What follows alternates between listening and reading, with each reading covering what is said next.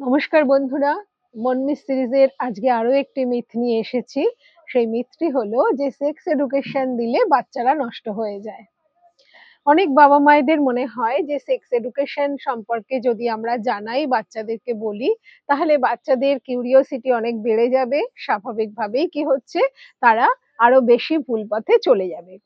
তাহলে আজকে আমরা এই ভিডিওটা থেকে সত্যটা জানবো যে অ্যাকচুয়ালি সেক্সুয়াল এডুকেশনটা কি এবং সেটা না দিলে কি হয়, এবং আমাদের কাউন্সিলিং এর অভিজ্ঞতায় আমরা কি দেখছি। তাহলে শুরু করা যাক আজকের ভিডিও। বাই দা ওয়ে, আমি শ্রাবণী, সাইকোলজিক্যাল কাউন্সিলর। রামধনুর পক্ষ থেকে সবাইকে স্বাগত আমাদের এই মনমিস সিরিজে। তো প্রথমেই বলি যে এই সেক্স এডুকেশন মানে কিন্তু যৌনতা শেখানো নয়। প্রথমে আমাদের এই ভুল ধারণাটাকে যদি আমরা মাথা থেকে সরিয়ে ফেলি, তাহলে কিন্তু আমরা এটা নিয়ে সঠিকভাবে ভাবনা চিন্তা করতে পারবো। তাহলে সেক্স এডুকেশনটা কি? সেটা হচ্ছে একেবারে ছোট বয়স থেকে বাচ্চাকে শেখানো তার নিজের শরীর সম্পর্কে সচেতনতা তৈরি করা। ২ নম্বর কি হচ্ছে যে কোন স্পর্শটা ভালো বা কোন স্পর্শটা খারাপ, যাতে সে বুঝতে শেখে সেটা জানানো। কোন মানুষ তাকে ছুতে পারে, কে ছুতে পারে না সেগুলো জানানো। এবং আরো একটু বড় হলে যখন কিশোর অবস্থার মধ্যে যেতে যাচ্ছে, সেই সময়টায় যে শরীরের মনের যে পরিবর্তন হয়, বিরাট একটা সাইকোলজিক্যাল চেঞ্জও ভিতরে ভিতরে হয়, যার ফলে মুড সুইং হওয়ার সম্ভাবনা থাকে। তো এই যে সমস্ত চেঞ্জেস গুলো, সেই চেঞ্জেস গুলোর সম্পর্কে তাদেরকে জানানো। এরপরে হচ্ছে কি যে একটা বাউন্ডারি সেট করা, সেটাও শেখানো যে কোন বাউন্ডারিটা অবধি সে অ্যালাউ করবে আর কোনটা করবে না। সেই বাউন্ডারি কিন্তু তার কথায় হতে পারে, অনুভূতির জায়গায় হতে পারে, শরীরের হতে পারে, এবং পার্সোনাল যে ব্যক্তিগত পরিসর হচ্ছে সেই জায়গাতেও হতে পারে। এই বাউন্ডারি শেখানোটা খুব জরুরি হয়। তারপরে কি হচ্ছে যে কনসেন্ট সম্পর্কে বোঝানো, যে কনসেন্ট বলতে কি, আর এই যে একটা যৌন আকাঙ্ক্ষা বা একটা ইচ্ছা, এটা যে আমাদের একটা শারীরবৃত্তীয় চাহিদা, এবং সেটাকে সে কিভাবে সেটাকে রিলিজ করতে পারে বা কি করতে পারে সেগুলো সম্পর্কেও যতটা তার মতন করে বলা যায়, সে বললে পরে সঠিক গাইডলাইন পায় সেইভাবে বোঝানো, বলা।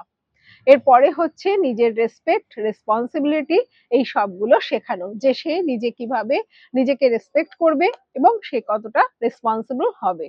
তাহলে বোঝা যাচ্ছে যে সেক্স এডুকেশন মানে কিন্তু তাকে প্রপারলি গাইড করে আমরা তাকে বাইরে ছাড়ছি। কারণ একদম ছোট বয়স থেকেই যখন ৮ বছর ১০ বছর সে বিভিন্ন জায়গায় যায়, মেশে, অনেক সময় হয় কিন্তু নানান কিছুর জিনিসের সে শিকার হয়ে যায়। এবার এইগুলোর ধারণা না থাকার ফলে সে কিন্তু কিছু বলতে পারে না। আরো একটা জিনিস থাকে ইম্পর্টেন্ট, যে বাউন্ডারি সেট করার কথা বললাম, সেখানে কিন্তু যে কোনো রকম অস্বস্তি হলে যেন সে বাড়িতে এসে বলতে পারে। আর বাড়ির লোক যদি ওপেন মাইন্ডেড হয়, কথাগুলো শুনতে পারেন, তাহলে কিন্তু বাচ্চা কোনো বিপদে পড়বে না। সে অনেক বেশি নিজেকে গুছিয়ে নিতে পারবে, যে কোনো পরিস্থিতি থেকে নিজেকে বাঁচিয়ে চলতে পারবে।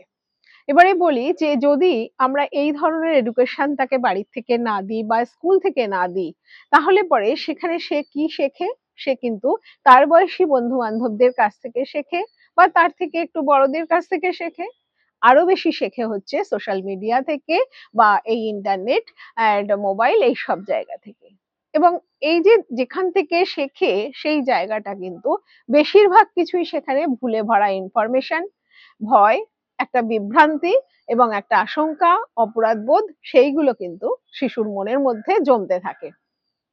তাহলে বোঝা যাচ্ছে যে সেক্স এডুকেশন মানে কিন্তু তাকে যৌনতায় উস্কে দেওয়া নয়, তাকে সুরক্ষার একটা মাপকাঠি এবং সুরক্ষা সে কিভাবে নিতে পারে সেটা সম্পর্কে সচেতন করা। তাহলে আমরা যদি এটা শিখিয়ে তাকে সমাজের উপযুক্ত করে বাইরে পাঠাই, তাহলে আমরা সঠিক গাইডলাইন মেনেই কিন্তু তাকে এগিয়ে দিচ্ছি তার বৃহত্তর সমাজের দিকে। আমরা কাউন্সিলিং এর অভিজ্ঞতায় দেখেছি যে বাচ্চারা এগুলো কিন্তু সঠিকভাবে শেখে, তারা কিন্তু বাউন্ডারি মেনটেন করতে পারে, নিজের সম্পর্কে সে পুরো জানে এবং সে অন্যের সম্পর্কেও জানে। সে কিন্তু রেসপন্সিবল হয় এবং সে রিস্ক টেকিং বিহেভিয়ার কিন্তু তার অনেক কমে যায়। সে সেটা করে না। হুম, সে একদমই ওই রকম ভাবে ঝুঁকিপূর্ণ ব্যবহারগুলো করবে না, কারণ অনেক বেশি সচেতন সে এই বিষয়টার সম্পর্কে। তাহলে আমরা আজকে এই ভিডিওটা যারা দেখলাম তারা একটু একটু করে হলেও তাদের মনের থেকে এই জিনিসগুলোকে সরিয়ে আমরা আরো একটু ওপেন মাইন্ডেড হয়ে চিন্তা ভাবনা করি এবং বাচ্চাদেরকে স্পষ্টভাবে তাদেরকে জানাই, তাদেরকে বৃহত্তর সমাজের দিকে আমরা এগিয়ে নিয়ে যাই। ধন্যবাদ সবাইকে।